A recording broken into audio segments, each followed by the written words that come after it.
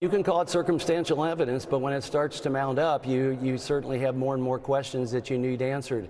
And so, look, we're not out to do this to be vindictive towards anyone, but we certainly want to get the truth, and we want to have as much honesty and facts in front of us. Yeah, that was Ohio Congressman Brad Wenstrup. He is leading the investigation into the origins of COVID. He's pledging further into that investigation of the origins of COVID-19. House Republicans are confirming now that COVID could be tied to the Chinese Communist Party's biological weapons research program. This is something that I've reported in the past, that there is a belief that they were playing around with the bioweapons program, and it potentially leaked from that Wuhan lab. The Republicans say that the virus, quote, spilled over to humans in an incident at the Wuhan Institute of Virology. The damning report slamming American intelligence agencies for misleading the public, downplaying information on the origins of COVID. And social media was part of that. Joining me right now is Texas Congressman, member of the House Oversight and Armed Services Committees, and Air Force veteran himself, Pat Fallon. Congressman, it's good to see you. Thanks very much. This is very disturbing.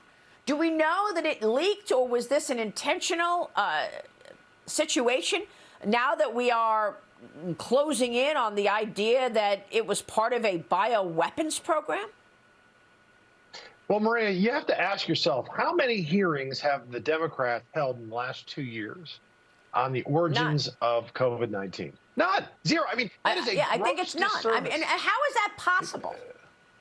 It's a gross disservice to the American people and to the world community at large, quite frankly. It's astounding. I mean, how many Americans have died because of COVID? How many Americans lost their jobs because of COVID?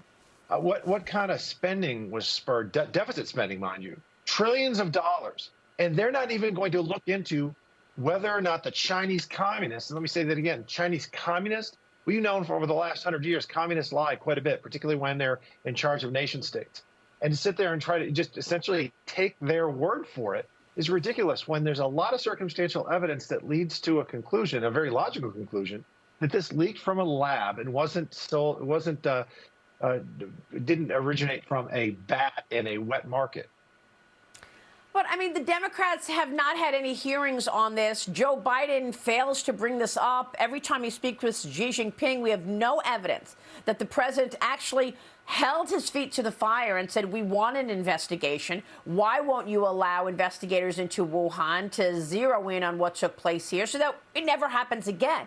He doesn't want to bring it up. Is it because he's compromised? I mean, why is this so taboo that we can't even get to the bottom of this after, as you said, so many people are dead as a result of this virus? Well, Maria, it boggles the mind. So what do we know for sure is patent fact? Well, there was bioweapons research being done in Wuhan at the lab. We also know that, of course, there was COVID/SARS research being done at the lab. It stands to reason that very well might have leaked from the lab because COVID began in Wuhan.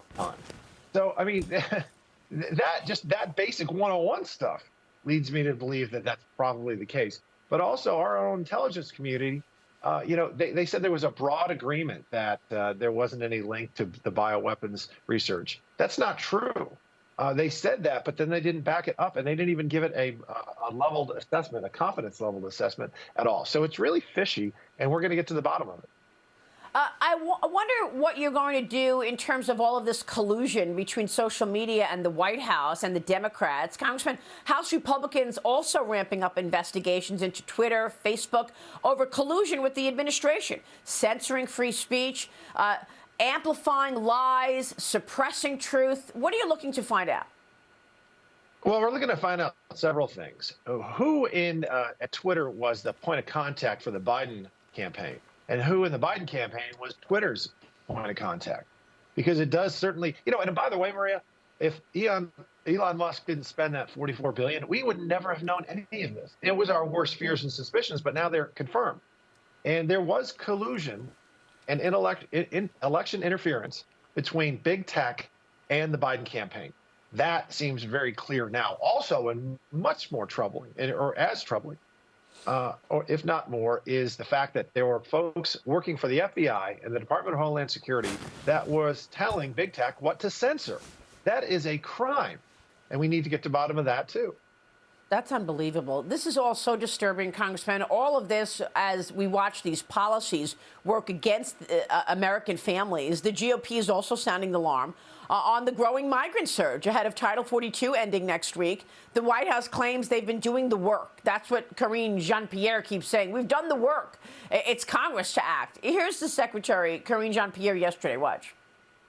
We continue to see political stunts from many Republicans out there, and that's not how we're going to fix this issue. They want to secure the border. We've been doing that work on our own, and we're asking them to, hey, you know what? There's an immigration reform plan that the president put out on the first day. They should work with us and do this in a bipartisan way. So, Congressman, what is she talking about? What specific immigration plan do you know of that Joe Biden put out? No, she's correct. There is a plan. It's called the open border plan. The fact that she would even say that is disgusting, and it's just everything that came out of her mouth just then, Maria, was a lie. We had a very good policy that worked under the Trump administration, which was the wait in Mexico policy, because we know that 99.9% of the folks that are crossing the border right now illegally are economic migrants, not political asylum seekers.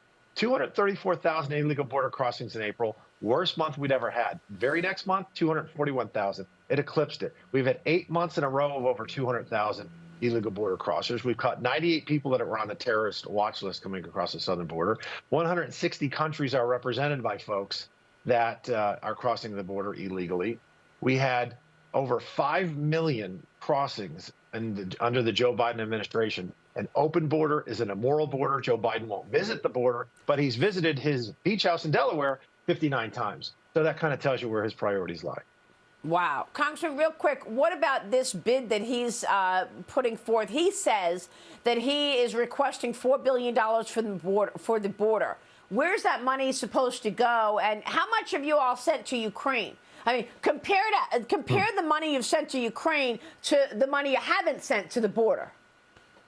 No, we should clearly be concerned more. I'm not happy with the Russian invasion of Ukraine, and we do need to help them. But we need to help the American people first and our own country first and secure our own southern border first. What Joe Biden my guess and my take is going to be that $4 billion is going to go to assuage the cost of the illegal migrants that are already in the country to the states and the cities, like New York City just asked for $1 billion.